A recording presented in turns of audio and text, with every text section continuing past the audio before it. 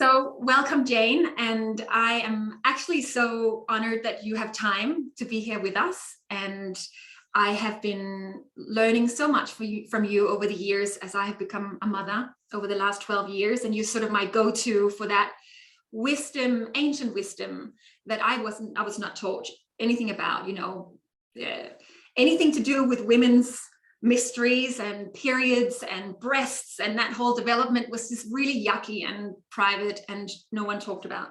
So I have had such a journey unraveling all of that, and I was thinking about it this morning when I was walking my dog, thinking about our talk together today, just how grateful I am that you exist and that you're so out there with this wisdom and knowledge for us to undo so much shame and damage that has been done.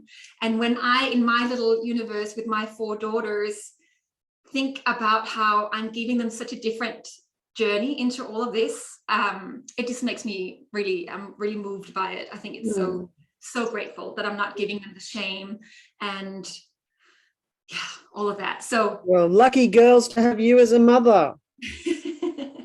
Yes. So here I am trying to do my best for them, for myself, of course, ultimately, and for the beautiful mamas who are in that very crisp and tender time of either pregnancy or the early postpartum. And the reason I wanted you to come on here is because I personally found that it was motherhood that propelled me into having to understand the power of my body. And that felt like a very weird place. And I couldn't sort of gather my thoughts in the early days, 12 years ago when I had my first child. I was like, what's happening? Like, why am I starting to have these thoughts and sensations and, rebelliousness almost, wanting to dive into this wisdom?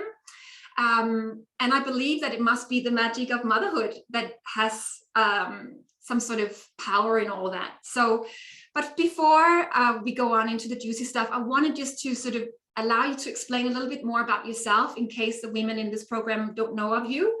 And also, because it is mysterious, a lot of what you talk about can be seen as really woo-woo and different.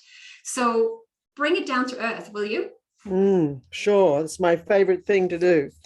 Okay, so I'm Jane Hardwicke Collings, and I'm a postmenopausal grandma, and I was a home birth midwife for 30 years, and I learned a lot leaving the hospital system, which I did on purpose because I couldn't be complicit with the damage that was being done there to women and babies. So I became a home birth midwife, and I learned so much more there than I had in my hospital midwifery training. I learned what normal actually means, with, the range of normal, the range of experiences, and everybody has their unique birth experience. So there's no sort of one size fits all with birth and with all of life, but somehow we got into that sort of industrialized conveyor belt style maternity care that suits no one except the system.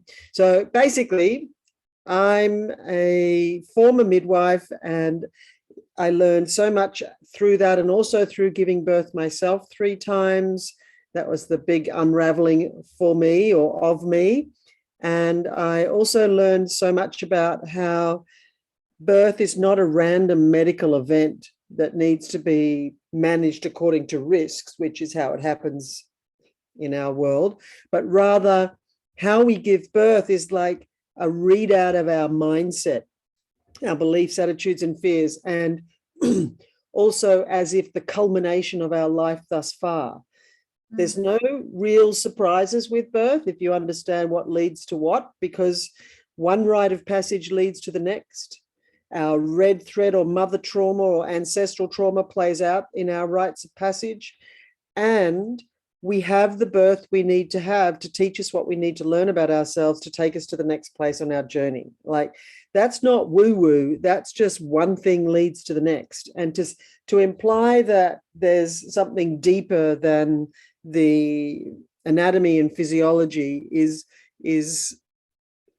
is an unfortunate thing that gets seen as something a bit weird and not accessible to everybody. In fact, when women do this sort of inner work to figure out what kind of trajectory they've been set on through their rites of passage so far, everything makes sense in their lives and they can see what the setup is for the next birth.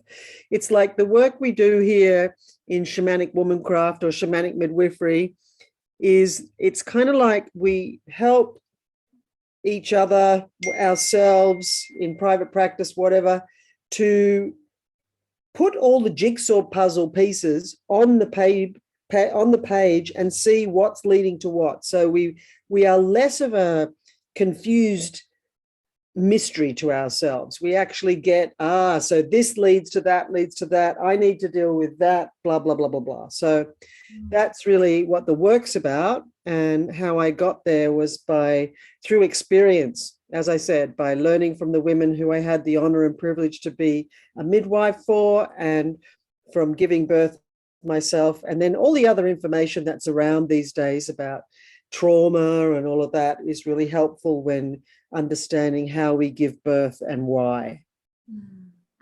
Beautiful. Yeah. You have such a way, Jane. That's always when I talk about you to women and say, go and see Jane or do her courses. It's like, this is because they always go, it's a website with wings on it. You know, like they have this, what?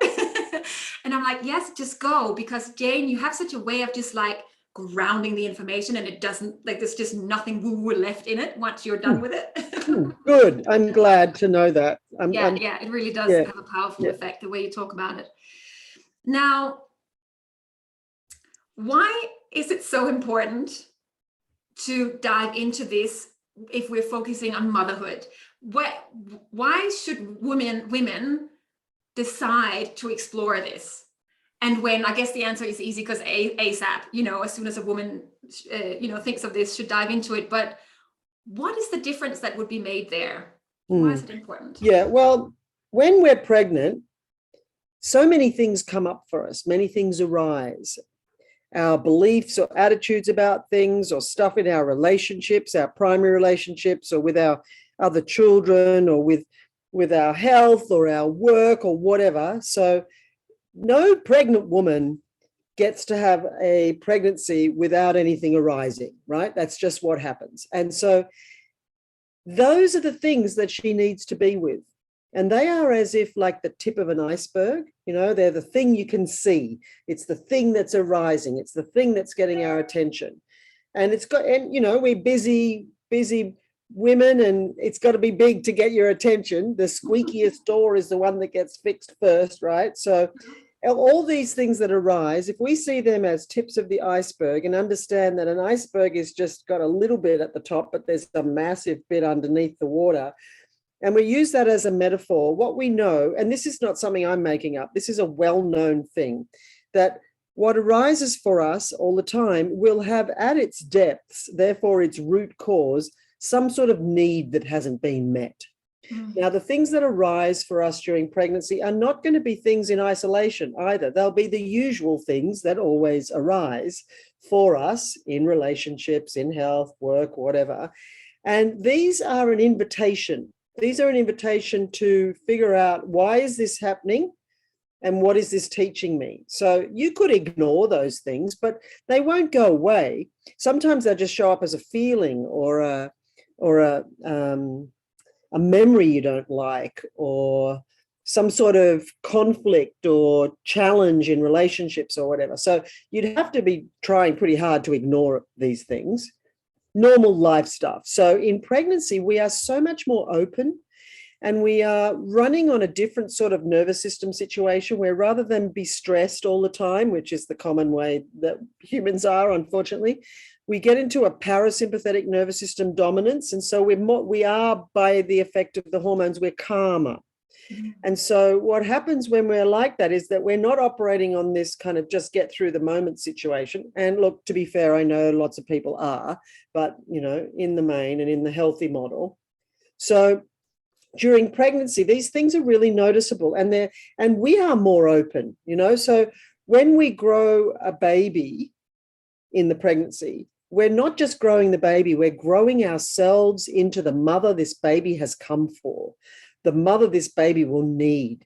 And it's through paying attention to the things that arise for us and going in deeper there and doing whatever needs to be done there, whether that's to resolve an issue within a relationship or to deal with your childhood trauma so that you're not acting like a wounded child all the time or whatever. So you'd have to avoid noticing what's going on in your life to avoid doing the inner work of pregnancy. And I know that's encouraged, but to our peril. So what I would encourage women to do is notice what's arising and be with that. And that's the inner work. It's as simple as that. Be with it and also resolve it, because otherwise you say it will come up. Yes. The next time. And whatever we don't deal with just keeps getting bigger until we have to. Yes, exactly. And you don't want to be dealing with big, nasty stuff when you have a baby on your boob and etc. So, and you're tired as and hungry and, yeah, exactly. So yeah, see it as it comes. Now, can we just take a little branch out and talk about menarche, because you talk about it a lot, and I have found it very powerful doing your work when it comes to reclaiming the menarche and looking into that time in our lives. And not that anyone talks about the menarche when they're pregnant, but I think we should, and I think you should talk about a little bit about why and also how. Like, what does that mean to reclaim your menarche? Yeah. Okay. So what the point of even talking about our menarche, which is our first period, menarche, menarche, menarche, whatever you've been taught to say, which is our initiation into womanhood, the time when we see the blood on our undies for the first time. So the point of talking about this in relationship to motherhood and birth and all of that is that one rite of passage leads to the next. Like, it's just as simple as that. And she who was initiated into womanhood at the altar of menarche, so that's priestess talk, the altar of transformation. So she who is initiated into womanhood at the altar of menarche is the woman that shows up to the birth altar to give birth, completely enculturated into how she's supposed to behave as a woman, because that's what she learned at her menarche, and I'll talk about how that happens. And so it's a direct, unless there is an awakening, and thank goodness, lots of women wake up before they have a baby, wake up to the culture, wake up to the control, the oppression of the feminine, and how that affects ourselves, our bodies, our beliefs, and our lives. A lot of women wake up, a lot of women don't.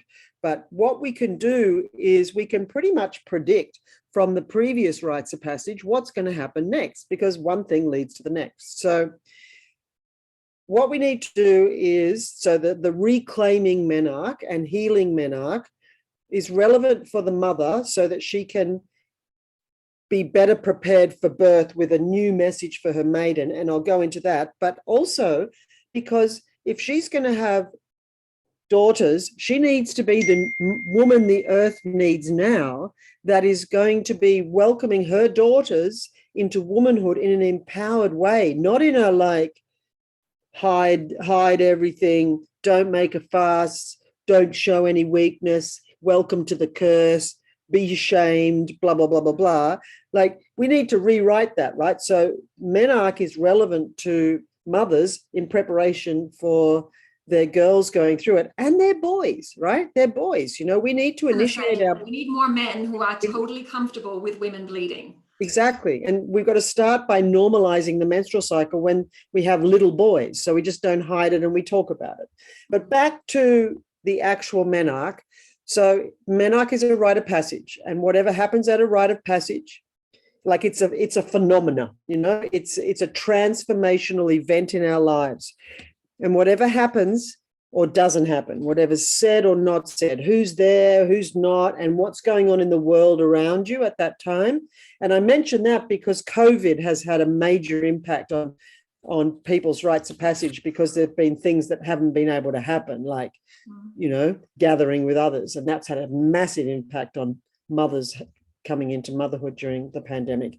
Yes. In some ways there's some goodness, because there's goodness in everything, but there's a lot of unfortunate side effects of that isolation. But I transgress. Back to menarche. So what we need to do is to remember the experience we had at our menarche. And if you can't remember, that's information. It means something has overshadowed it. So you've got to sort of try and track back in time to see if you can remember, I don't know, like a summer holiday when you had your period and you were worrying about using tampons or something, and then go, okay, so did I have it the summer before or whatever? Try and kind of track back to where you think you might have had the start of your periods, and look at what else was going on in your family. So maybe something big, I don't know, maybe a grandparent died or something like that, and the menarche went under the radar or whatever. That's just one example. But if you can't remember, that's information. So if you can remember, and I find most women can, which is great, recall the story, like write it all down, and not just about the moment you saw your blood on your undies, you know, like how you were in waiting for it.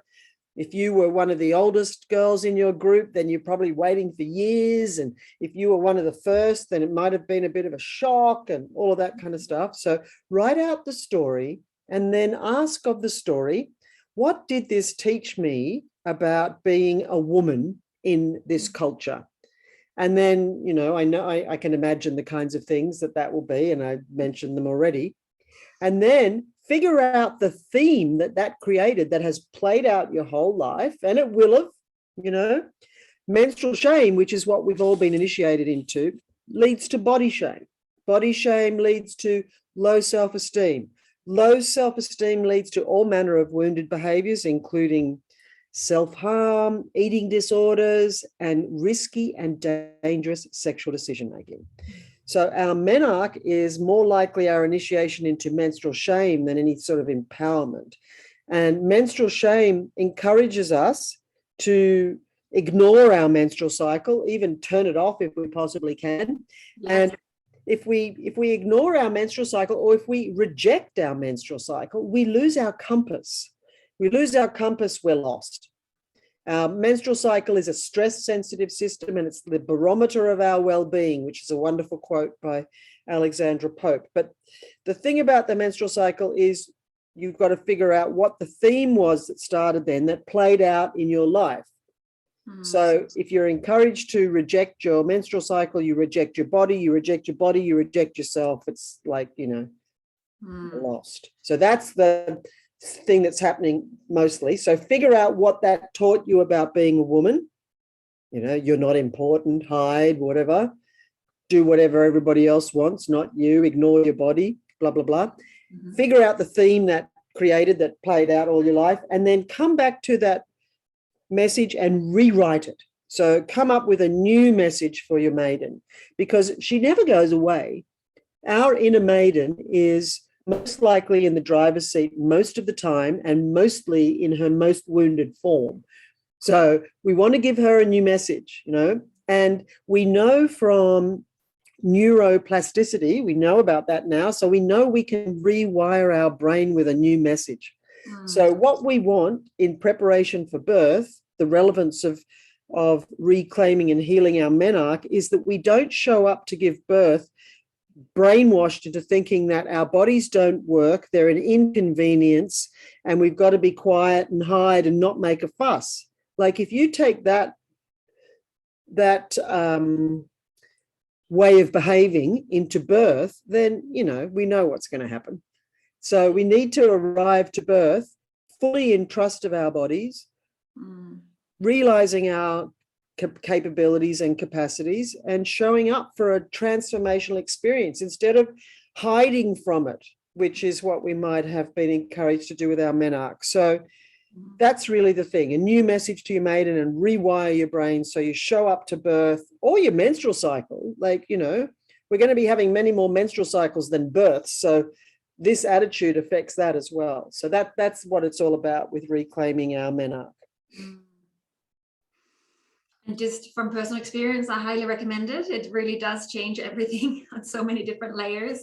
And I will also say that, showing up at birth or other places in your life with that rewilded, reclaimed menarche, be prepared to be very different for a while until you settle. And I think that's that is a little bit difficult, you know, to kind of like really, there's so much that's changed. I feel like the way I run my diary and schedule now is, you know, not fully dictated by my cycle, but it is, you know, it certainly plays into the, you know, because I know who I am and I didn't before. So yeah, I think this is such a journey and such a big experience to be had, but so worth it.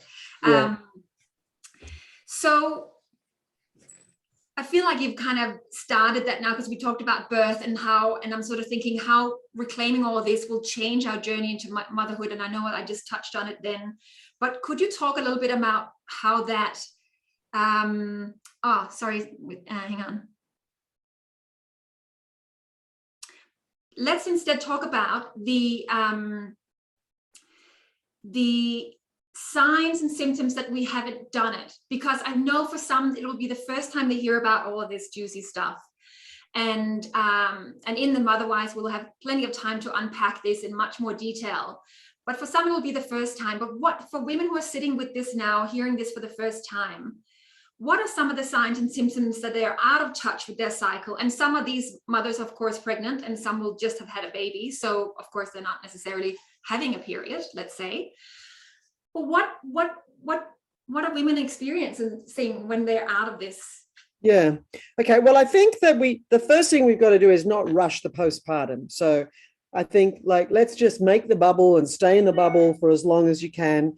And I don't mean in isolation. I mean in a fully supported bubble, you know, with your village around you.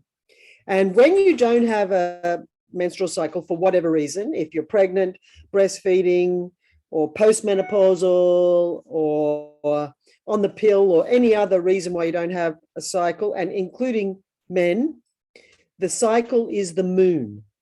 So that's never goes away. So in the pregnant and breastfeeding without your period coming back yet, your cycle is the moon. So it's a gentler cycle than the menstrual cycle, and it's a good way to begin to notice the effects of the waxing and the waning. So like the dark moon, the new moon, which is where we are right now today, the new moon is like day one of your period. So it's still in the dark, and it's the quiet, and it's a bit like an inner winter.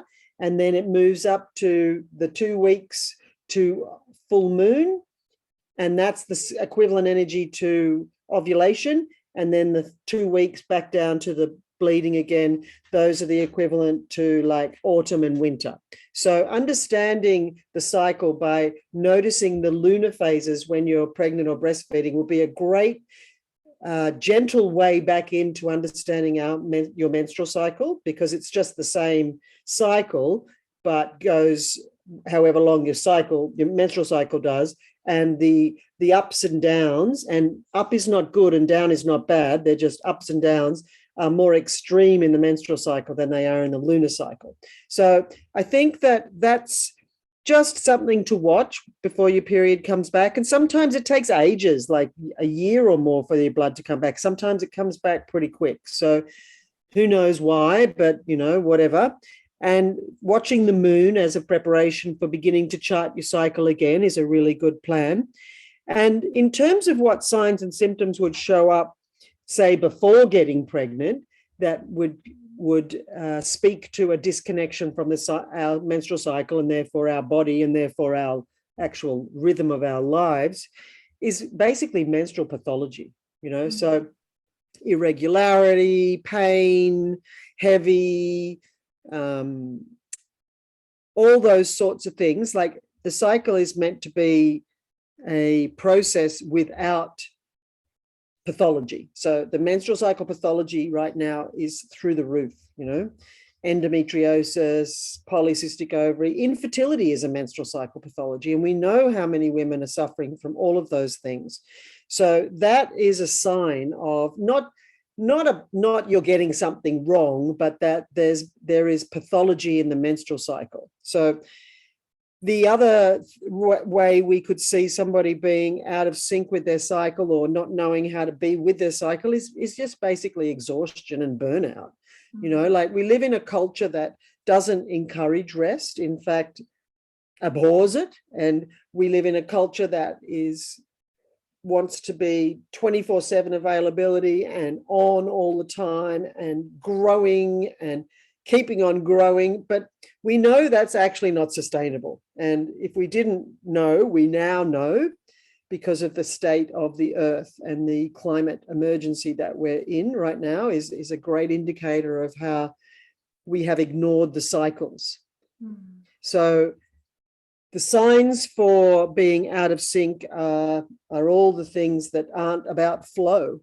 And I feel like in terms of the postpartum time or in early mothering, I just wouldn't worry about it. Just be present. That's all. And when your cycle comes back, then start charting it. And I don't mean just ticking on your calendar when you bleed. I mean, like, actually having some self-reflection every day where you notice how different you feel. Like, what's your energy level? What's your mood? What food do you crave? What dreams are you having? What do you want to wear? Do you want to even talk to anybody? All those things. Because as you mentioned, a great example, you know, we can come to know ourselves through our menstrual cycle so much more than not, because the menstrual cycle runs our life.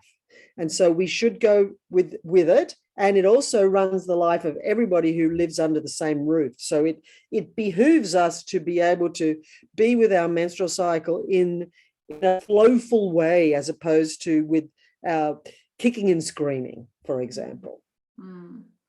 Yeah, you have a really helpful book that I got a while back.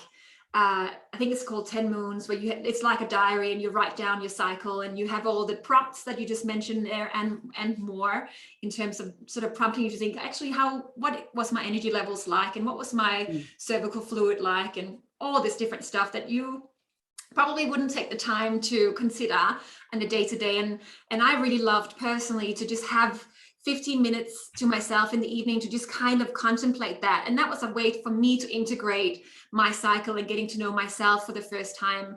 And it was very, very healing to do that. So that is one way to do it. There are many ways to do it, of course, but I found that helpful in terms of just being prompted, because for me, it was like an empty, I didn't have access to any of these questions. So it can be helpful to be guided into integrating into yourself again. And sure. Just to another comment to what you said, like when I was thinking this morning how different my life has run, whereas before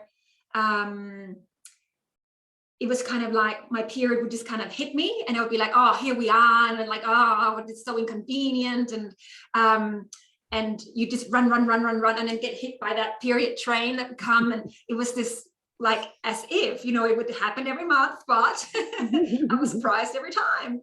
And I laugh at it now, going back, I'm thinking, wow, I actually have basically given myself the power to run within my cycle. And yeah, it might sound strange to people who haven't really found that yet, but to me, it's just, it's given me so much energy, actually. Yes, of course. Yeah, you work with what is instead of what you wish was happening. Yeah. You know, you don't have peak energy all the way around the cycle. Nothing does.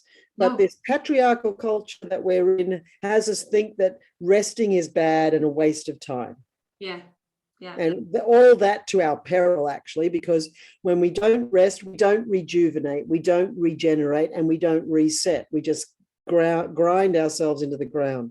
Yeah, exactly. And for the women that are in the early postpartum now, you know, start now by reclaiming that time to, like, full on rest for like months, and really own it and be that goddess in bed, and claim the food to be delivered to your bedside table, etc. Start now and just go in, and it'll just slowly get easier.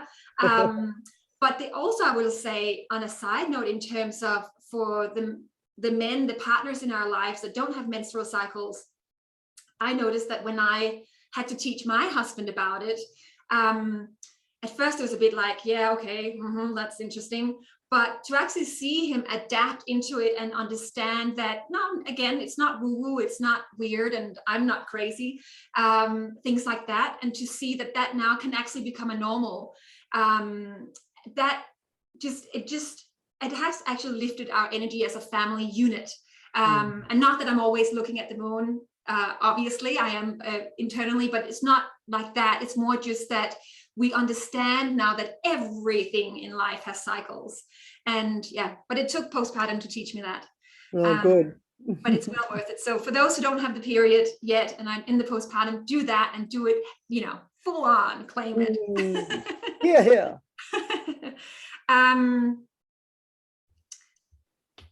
So I would like to talk to you about a little bit in terms of the postpartum, and from your experience, both as a midwife and the work you do. There is so much, and we've just had, birth trauma week the other week, and there's so much trauma around birth and in that postpartum period. What do we do with it? I find that as a birth doula, even when I witness the most beautiful, straightforward home births that from the outside just looks like a glorious, beautiful experience, yet there can be some traumatic, overwhelming experiences internally for the woman and the couple and the family. Now, what should we do with that? Or should we do anything? I suppose sometimes we live in a world where, we must fix or sweep it under the carpet, or, well, a happy baby is all we need, all that. We know that's not true. So I wanted just to hear from you in terms of what do we do with that suffering and trauma that, is very prominent in the postpartum? Well, first of all, I think we need to not accept it and not think that that's just what happens. I mean, look, it is just what happens. 1 in 3 women experience birth trauma, and that was before the pandemic. So, it'll be worse than that. And I think the pandemic has shown us where mothers and birth fit in the hierarchy of perceived needs. So like 10 people could go to a funeral, 5 to a wedding, and 0 to 1 to a birth. So mothers and birth was at the bottom of the barrel, not important.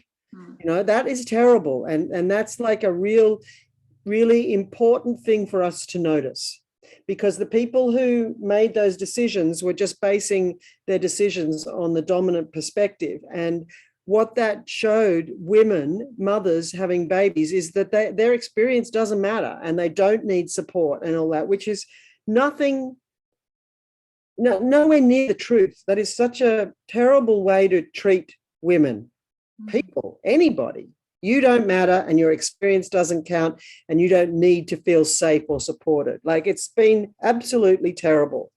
And there's reasons for it, but it should have been the other way around. Birth should not have been put at the bottom of the barrel, and mothers. So in terms of trauma, it's trauma is really the buzzword these days in our culture. Things to be trauma informed and trauma guided practices and whatnot, and it's very important focus. So trauma is not something that somebody tells you you've got or you haven't got. It's something that the mother will be the one that says she has birth trauma or not. It doesn't matter one bit whether anybody thinks that's valid or not. Whatever she says goes. So in terms of what to do about it, well, we have to change the way the system works, and we have to look after women, and we have to have practitioners who aren't reinforcing trauma, because of that 1 in 3, 70% of the ones who have the trauma, 70% of that is iatrogenic, which means caused by the doctors or the midwives. So, that sucks and that's terrible, and we can change that, right? So that has to change. If the system is contributing to the trauma just simply by the way that the doctors and midwives are talking to the women or touching them or whatever, that is like not okay. So there's lots of things we can change in the delivery of the service, so to speak, that have to change, including, terrible setups in the rooms and not enough this and not enough that. Like, it's inexcusable. Or not enough services for women to have births in different ways other than hospital, public, labour ward, etc. So because we already know that the best birth outcomes come from continuity of midwifery care and support. So, our maternity care systems are operating without paying any attention to what is already known about how to reduce birth trauma. So that's a big piece of information for everybody to get. And then in terms of how to be with birth trauma for the mothers and the fathers and the siblings or the whoever, the partner. So there's one way of doing that. There's stuff to do that, but then there's also the practitioners that get traumatized too, the doulas, the midwives, the doctors, the other support people. So our culture's getting good at identifying trauma and seeing it not as something wrong with somebody, but the result of something. So I feel like we've got a better attitude to trauma now than we may ever have. And so there's just basic stuff to do that the psychology geniuses have figured out, and psychotherapy and the spiritual teachers and whatnot. The first thing that has to happen is the woman or whoever needs to be heard. She needs to tell her story without being interrupted and without being corrected and without being rushed or anything like that. So her story needs to be told. And it's never wrong.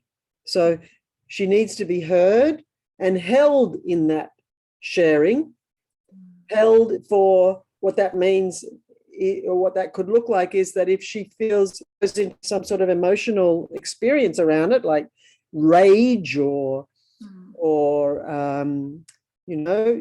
extreme sadness or whatever, that nobody tries to fix her. You can't fix this stuff. We just need to actually be with it. So we need to hear her story and hold her through the story without trying to say she's right or wrong or fix her. And then the way I work with this kind of stuff is to ask of the experience, so the birth experience, to ask, okay, how does this serve? What does this teach me about myself or the way of things that I need to know? Because if we accept that life is a series of processes that teach us what we need to know to get to the next place, which is what it seems to be, a journey, not a destination, as they say, then same with all our big experiences, because that's where our life plays out. So in our birth experiences, if we accept that we're going to have the birth we need to have to teach us what we need to learn about ourselves, to take us to the next place on our journey, then we can just trust that whatever happened has gold in it, has such valuable insights around why we did what we did, or why we do what we do, or our inner beliefs or our fears. Because how we give birth is like a readout of our mindset, our beliefs, attitudes, and fears. Whatever that enables is how you give birth. Like if you are terrified of birth, then, that's going to affect how you give birth, for example, just simply in terms of how long it's going to take and how much it will hurt because of all of what that leads to. But if you go from one birth to the next with unresolved trauma, then, that's not going to be okay. It's not okay in any other situation in life. So I feel we need to do like a forensic archaeological dig of the experience to find the gold. And there'll be some there, like the way I learned this was in my very first birth when I was 27, back in 1985. I was a home birth midwife then, and I was planning to have a home birth, and I ended up having an in-labor cesarean after pushing for 4 hours and not being able to budge the baby's head. I later realized the head I couldn't budge was my own because I was trying to control the whole thing. I didn't surrender, but I didn't know I wasn't surrendering, and I didn't even know that I didn't know how to surrender.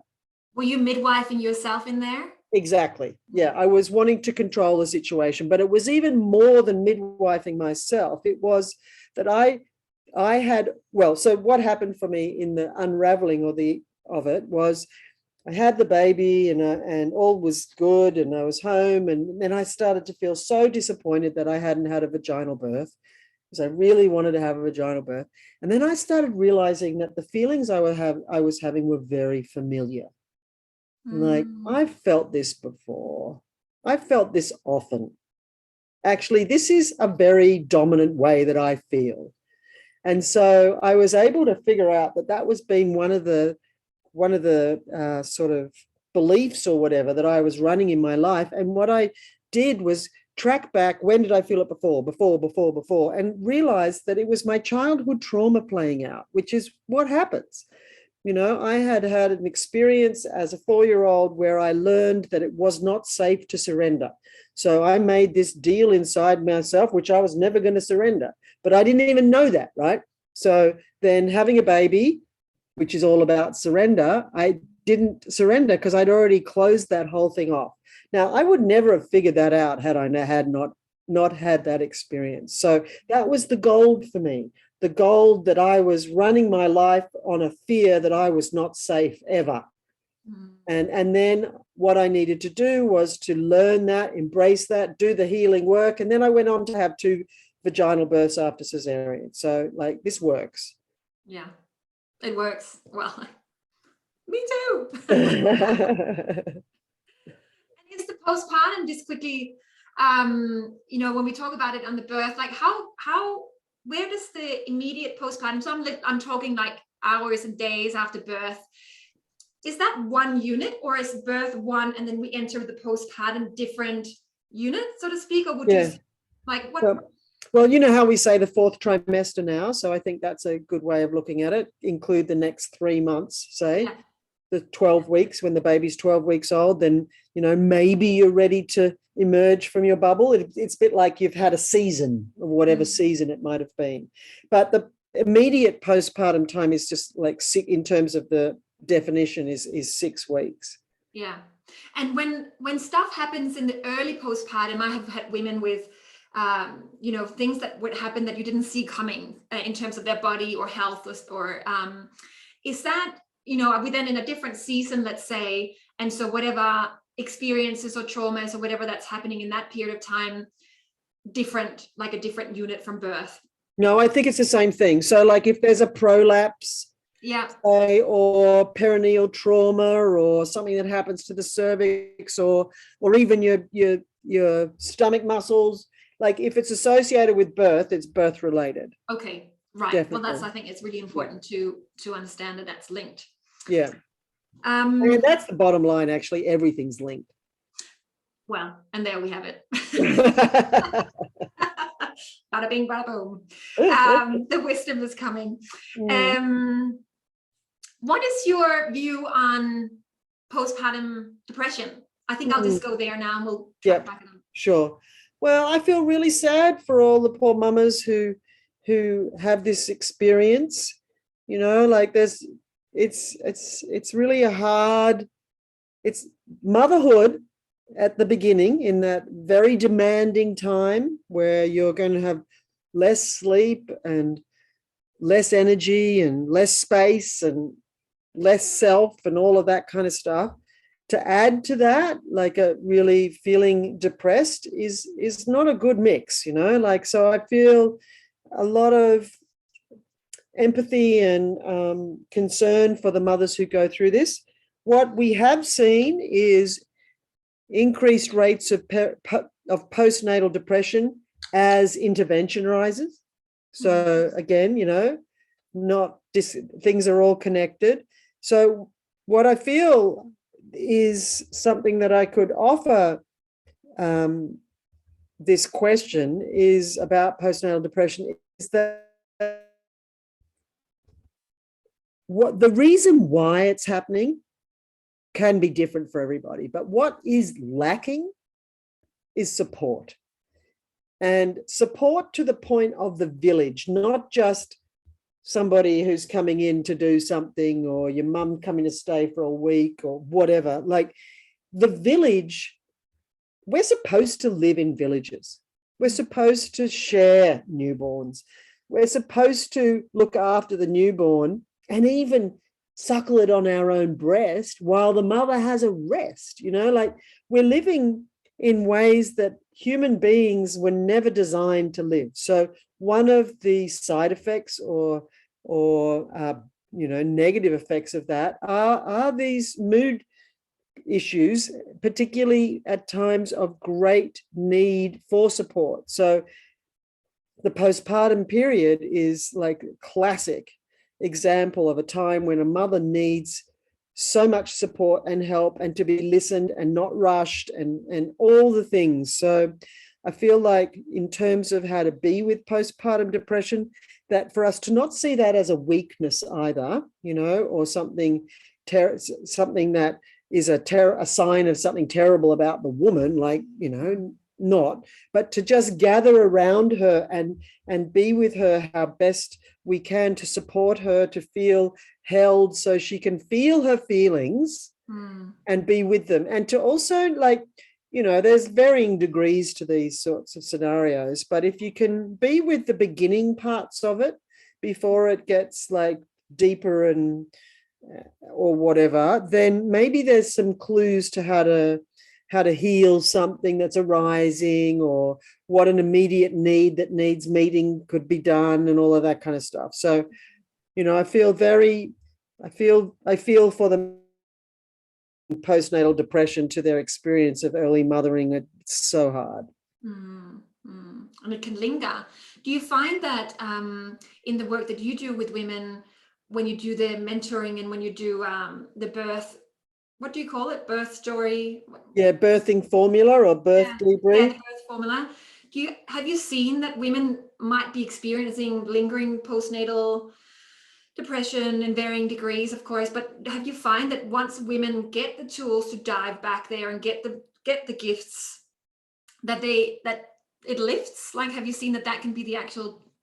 Yeah, maybe it depends, right? Because there's no one size fits all, and not everyone's having the same experience. And there is a thing that if you have experienced intense PMS or depression around your menstrual cycle, or depression as a younger woman, there is sometimes a likelihood that you might feel that again at this next big transition. So I feel like that's something that women can have a think about. And okay, so I have a tendency to get flat when I'm overwhelmed or whatever. So what could I do if that happens, or whatever? So, like, I feel like we can prepare for this a bit by being mindful of what conditions we can create to support us through the potential of it happening.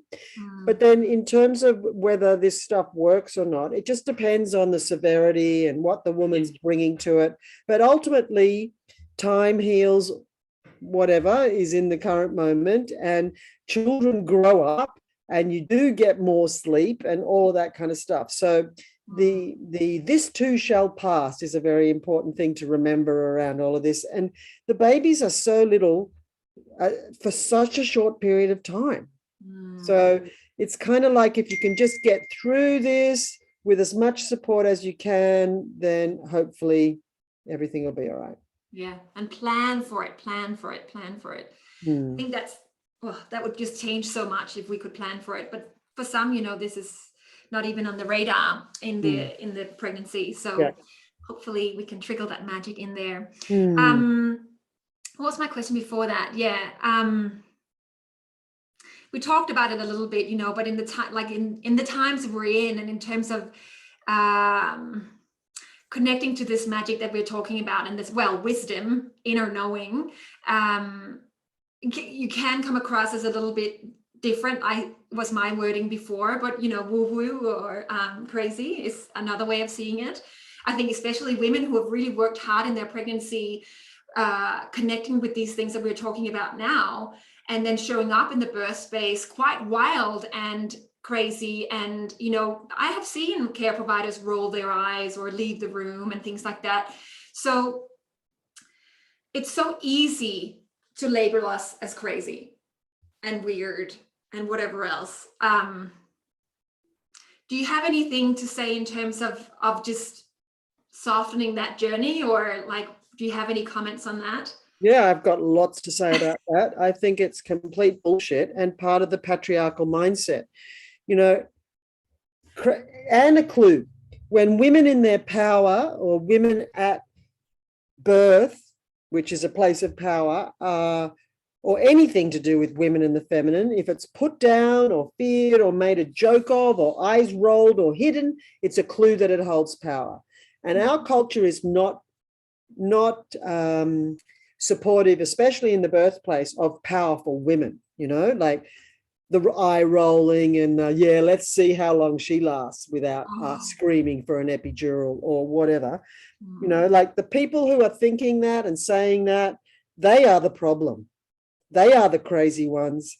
They are the ones that need to change the way they think and basically update their knowledge and beliefs so that they're serving women rather than reinforcing something that's not even true. So in terms of branding us as weird or crazy, just take it as a compliment.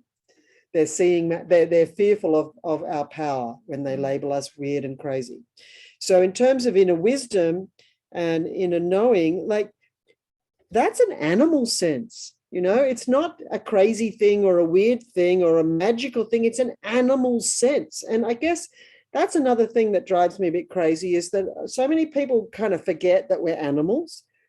And when we remember we're an animal, then there's a whole kind of recalibration that happens around our expectations and awareness of the way we operate. So we are an animal, and we're a specific kind of animal called a mammal. And mammals suckle their young. And mammals require certain conditions in order to give birth. And if they're not met, then birth happens slower and hurts longer. So it's just as simple as that. And so in terms of inner wisdom as our animal sense, it's part of our radar. It's part of our ancestral knowledge. It's like we wouldn't be judging an animal that we know has remembered something and is doing something different, or, like, we just gone a bit. The crazy is to deny this. That's the crazy, because it leaves us like stranded in the ocean with no rudder or way of getting anywhere. If we ignore feminine wisdom and knowledge, then we're doomed. And to be fair, that's actually what's going on and where we all are.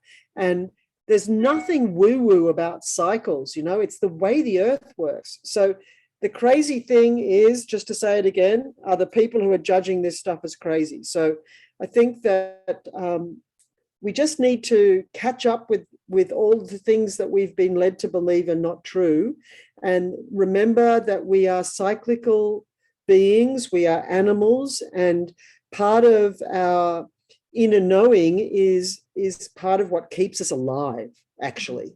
Intuition, inner knowing, our stored wisdom, our ancestral wisdom, the wisdom in our bodies, like, that's what's keeping us going, not bloody anything else. Yeah. And, exactly that. I mean, if the women listening to this now, the amount of times that we can remember we acted on something or we made a decision, we can't explain why we did it, and we did it then and there, and it was a game changer, lifesaver, whatever. I would, eat my hat on the fact that everyone will be able to go, yeah, I have those moments. And also the other moments when you ignore it. Yes. Oh, they're yeah. worse. Yeah. And it all comes crumbling down. I knew I should have done that. Why didn't I do that? Yes. Yeah. And that's it. I think, there's so much power in that.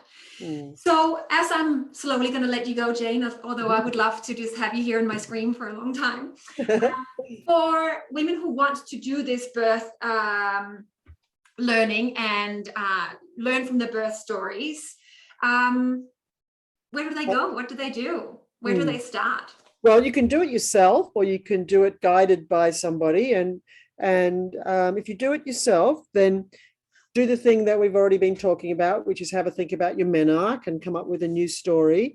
And then think about all the things that you're bringing to this next birth. So that's everything that happened before. So all your pregnancies before this birth will be adding to whatever's going to happen next. One thing leads to the next. It's as simple as that. So go through and record chronologically all your pregnancies and births. And remember, every pregnancy leads to a birth, even if it's a miscarriage, which we should be calling early pregnancy loss, not miscarriage, or an abortion. Whatever ends the pregnancy is a birth and needs to be remembered and respected for the teaching that it gives you and the preparation it creates for the next one or whatever. So chronologically record all of your pregnancies and births. If you're having your first pregnancy, then you can record the other things that you birthed, because when we're in the mother season of our lives, we are the creatrix, and we conceive, gestate, birth, and need to look after all manner of things besides human babies. So careers, businesses, projects, whatever. So if you haven't had a human baby before, you can record that as your pregnancy. So for example, if you engage in training for a career, so like if you do a university degree or an apprenticeship or training program, that's the pregnancy. Mm-hmm. And then the birth is you as the whatever it is you graduate to be. Okay. Mm-hmm. So figure out what the experience, the first one, what it taught you about being, what the experience taught you. What's the lesson? So it can be something that you didn't do, like me with the surrender, or it can be whatever you had to draw on from deep within yourself to be with the experience. So that's the teaching of that one. So you go to the next one, and first thing you say is, did I take the teaching from that first one to this next one, or have I had to have a repeat performance to learn the same thing again? Common situation. So then you get this formula with all your pregnancies, and you create this sort of 1 or 2 word sequence that can help you with the path ahead from a healed way. Because if you remember what you've learned, then you're going to be on the healed path. If you don't remember what you've learned, it'll be same old, which will be the wounded path. Mm-hmm. So you can do that yourself, or you can do that with a shamanic womancraft teacher, and you can find them on the School of Shamanic Womancraft website, offering one-to-one sessions to prepare for birth or to figure all of this stuff out. So you can do it yourself, or you can have a guide with you. Beautiful. Jane, so much appreciation for you, who you are, and what you're bringing to the world. It's very healing. Oh. I really appreciate you taking your time out of your very busy life, what it looks like from the outside, at least. It is. To come and join us here in the MotherWise, and while we are working away at just making women as whole and have community and support for women in that very, very special, unique time in their lives. So Thank you so much, Jane. I so appreciate it. Thank you, Anna Marie. It's been an honor to share this time with you, and thank you for doing this important work.